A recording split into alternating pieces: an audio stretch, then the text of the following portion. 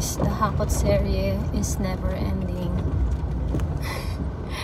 Halos sa half year of this year naghahakot ako ng gamit ko, palipat-lipat sa apartment, sa bahay namin. So sana ito na yung last, and mag-manifest tayo na sana yung next na lilipatan natin is yung sarili ko ng bahay.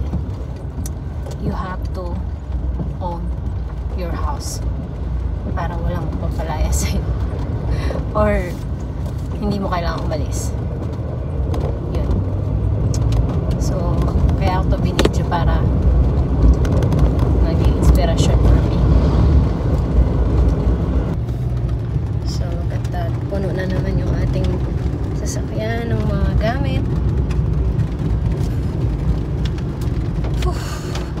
Alam mo, parang hindi na issue sa akin yung maghakot ng gamit kasi sobrang paulit-ulit ko na siyang ginagawa. So, nasasanay na ako.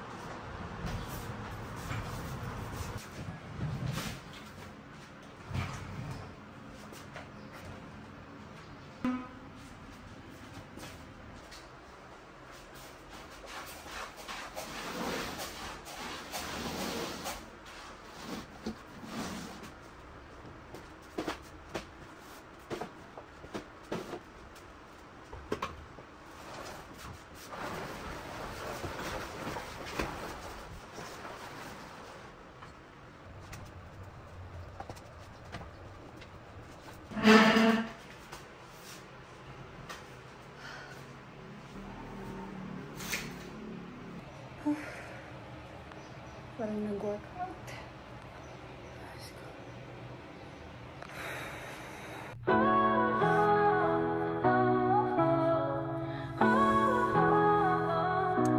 Woke up with the sunlight on my face. The smell of coffee fills the place. Another chance to start again. To dream, to laugh, to break, to mend. It's just a day in my life. Moments come and moments fly. In the little things I find my way. Every simple day in my life.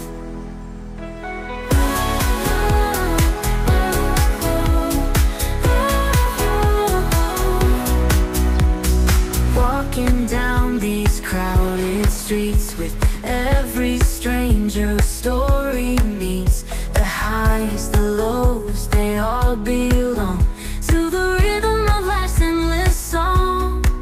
It's just a day in my life. Moments come and moments fly.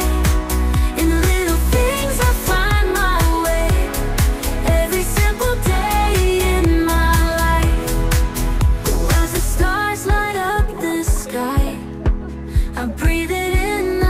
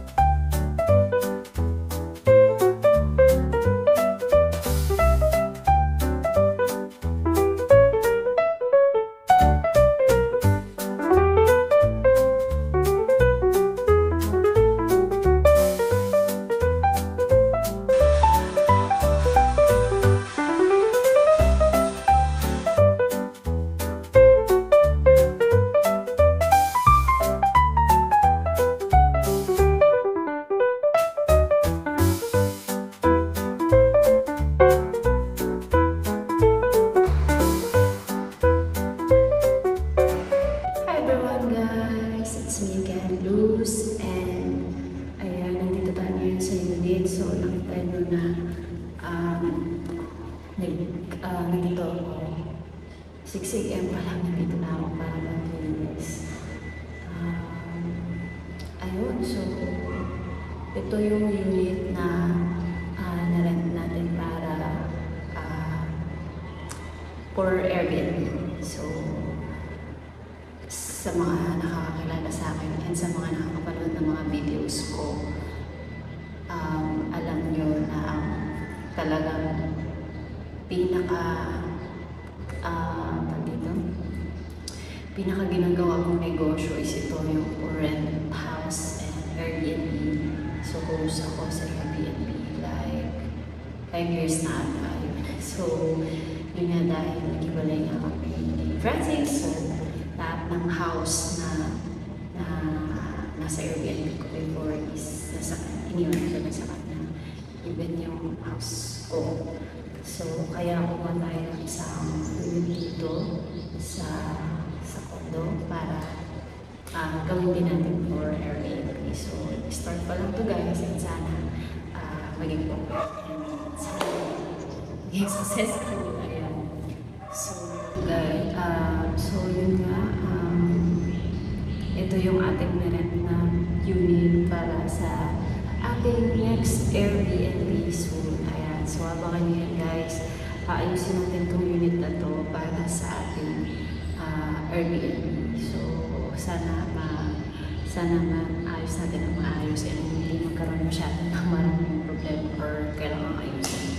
Hindi naman natin siya masyadong papabonggahin. Yung sakto lang yung hindi ganun ka yung kung ano lang yung mga needs no, para dito sa yun yung ating yun yung gagawin. Yun yung ipapagawa and ipapa-set up ko dito sa unit. And ako lang din halos yung mag-design. So, wish me luck. So, ang dami ko pinagdaanan talaga. This year, umpisa pa lang, ang dami na kaagad. And yun, iniisip ko na lang mag-focus and gawin yung mga dapat kong gawin. So, lagi kasi natin iniisip na nakakasad or nakakatakot maging mag-isa ka or mag-isa ka and hindi mo alam kung paano mag-start ulit after. So, hindi mo talaga malalaman kung paano ka mag-start hanggang hindi ka nag-start. So, kailangan mo mag-start either mag-isa ka man or may kasama ka man. Kailangan mo mag-start sa lahat ng mga kailangan mo gawin. Kaya pasensya na may pet doon may dog doon sa labas na ito. So, ayun guys, namili tayo ng mga gamit today and nagpalagay lang ako ng water dyan sa car kasi wala nang water yung aking car, yung wiper niya. Yan, so namili na rin ako ng mga iba pang kailangan para din sa unit and hindi ko natapos yung vlog last time kasi nga malilate na rin ako sa work nun. May work ako and may maingay dun sa may aso na tahol ng tahol dun sa background kaya hindi ko na rin natapos. So ayun, tapusin ko muna dito siguro guys yung video para matapos na. Maraming salamat sa pagsama nyo ulit sa vlog ko na to and yun, sana masubaybayan nyo yung hanggang matapos natin itong unit na ginagawa natin para sa Airbnb soon. So, ayun guys, maraming salamat. Thank you so much for watching and see you on my next vlog. Bye everyone!